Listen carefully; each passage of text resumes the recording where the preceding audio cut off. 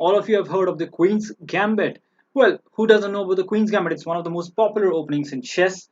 It's been played from the amateur level to the very top level. It's played at the club level, also at the World Championship level. In fact, it's one of the openings that is called as a World Championship opening, along with Roy Lopez. So Roy Lopez and Queen's Gambit are one of the most common openings played in the World Championship level as well as at the club level. So it's always interesting to look at games of chess legends like Kasparov and Carlsen and how they handled the white side or the black side of the Queen's Gambit. So today we are going to have a look at a very beautiful and brilliant attacking miniature in the Queen's Gambit by Kasparov playing against Arne Duer. This was in 1981. So Kasparov's white kicked start with d4. Here we have it. His opponent played knight f6, c4. We take the center control. Black plays e6, knight to c3, d5. And nowadays it's very common. I think a lot of people play the exchange with c into d5, e into d5, and then bishop to g5. And very interesting type of positions arose. It's very common nowadays to play that sort of setup.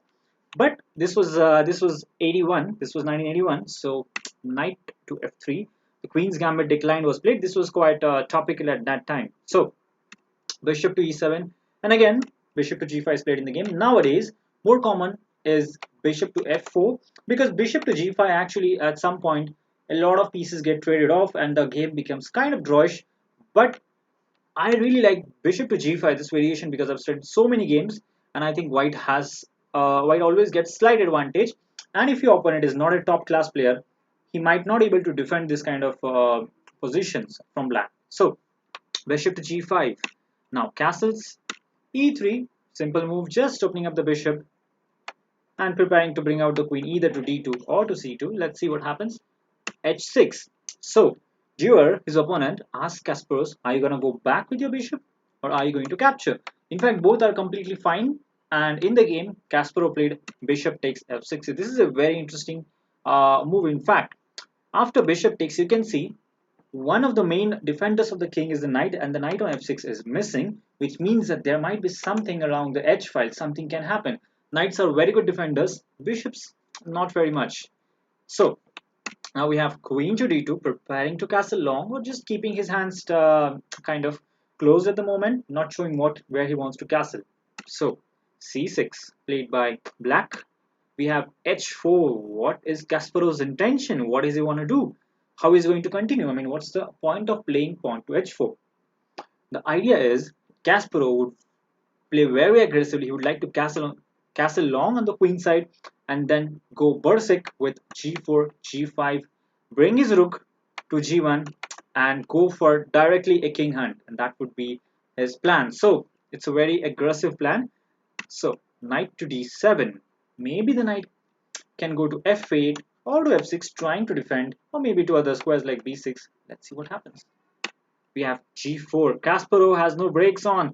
He would like to castle and play g5, open up lines, bring his queen over here, and there can be stuff happening over here on the h file. It's quite risky. Without the knight on f6 or f8, that square h7 is quite weak. So rook to e8, probably making some room for the king, probably making room for the knight to go there and protect that 7 square. So let's see what happens next. Now we have long castles. Yep, we are ready. And after that he plays b5. Now this is a serious mistake.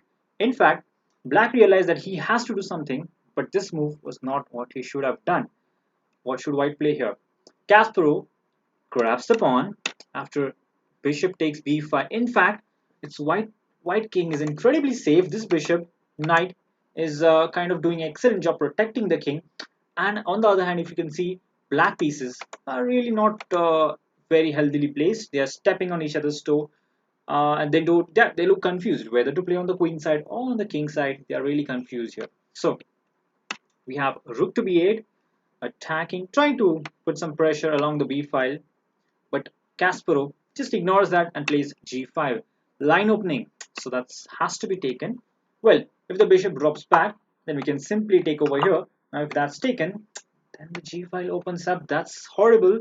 And if the pawn is pushed, if black pushes the pawn, Then maybe there can be ideas with rook to g1, h5, just undermining g6, or even bishop d3 and some sort of sacrifice on g6. It's too risky, it's too dangerous for black. So in this position, he decided, okay, we got a capture on g5. White captures back. Now we have a ready-made attack on the h file. All we have to do is get the rooks in and get the queen on h2 or the h file. So he takes the pawn. Now what should white play? White takes the bishop, queen takes, and f4. The idea is very simple. White would love to play queen h2, shift the queen on the queen side and a king side and get towards the king directly over here, threatening some kind of mate. So he goes back, queen h2, simple straightforward chess. Now g6 is played, basically guarding the h8 square, and now queen h7 doesn't really do anything because just king f8 and the king has escape square. It's not really working. So what should white play? And this is where you see the class of Kasparov. He just plays a series of excellent moves that just crushes black. So what should white play in this position? Just pause the video and try to find the move that white should play. Alright, so white in this position played an excellent pawn sacrifice with f5. Now, this pawn cannot be touched. If the g pawn captures, that would be not a good news because this rook can get in, things can go really ugly. Opening up the g file is not good. If the e pawn takes, then the pawn on d5 becomes vulnerable, and one of white's attacking piece, knight to d5, the knight can actually come in the game. The queen can't really step away because it has to keep guarding the square.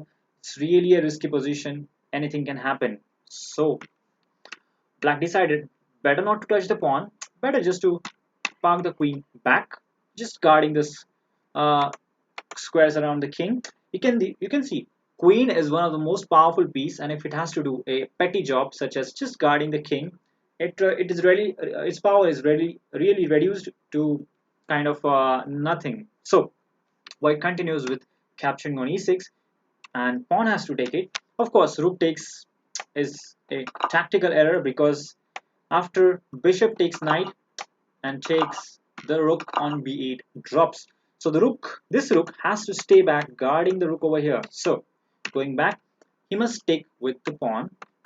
And what should white play? Now there are clear weaknesses. The pawn on e6 is a weak pawn, but there's a much bigger weakness, the pawn on g6. That is what we will try to target, and that is what we'll go for. So Kasparov's plan is simple: put more and more pressure on the g6 pawn till the point he completely loses the game. So rook g1, starting to put pressure on the pawn. Okay, now he plays rook f8, simply preparing to go rook f6 and defend the pawn. So we continue with bishop to d3, putting more and more pressure on the pawn. Now there are two attacking pieces on the pawn. He plays rook f6, defending. So currently everything looks fine and he's able to defend. And now e4, again a beautiful move. What's the point behind this? The pawn cannot be touched. If it's captured, that would mean bad news because after knight takes, the knight would come in the game. It can go over here, over here. It's just too powerful. From g5 it can attack the e6 pawn. I think that would be game over for black. So that pawn was not captured. In fact, black played another miserable move, e5. Now generally this kind of move might have been good, but just look at the black king. He's extremely weak, and in such a situation you should try to keep the position as closed as possible. But black is doing exactly opposite. He's trying to open the position, which is not recommended. Now what's the weakness of the move e5? Well, this pawn is no longer guarded. Just take it, simple chess. Now the rook is attacked. Rook has to do something. Rook goes back to f7. How should white continue? In the game, white continued simply with the tactical rook takes g6, and this was the point when black just thought, enough is enough. Kasparov is just going for my king. I cannot defend anymore. There are no more resources, and this was the point when black resigned. In fact, the rook cannot be touched. If you take that, then queen h8 is a checkmate. What a beautiful checkmate. All of white's pieces are in the game, are in some way or other way attacking the king.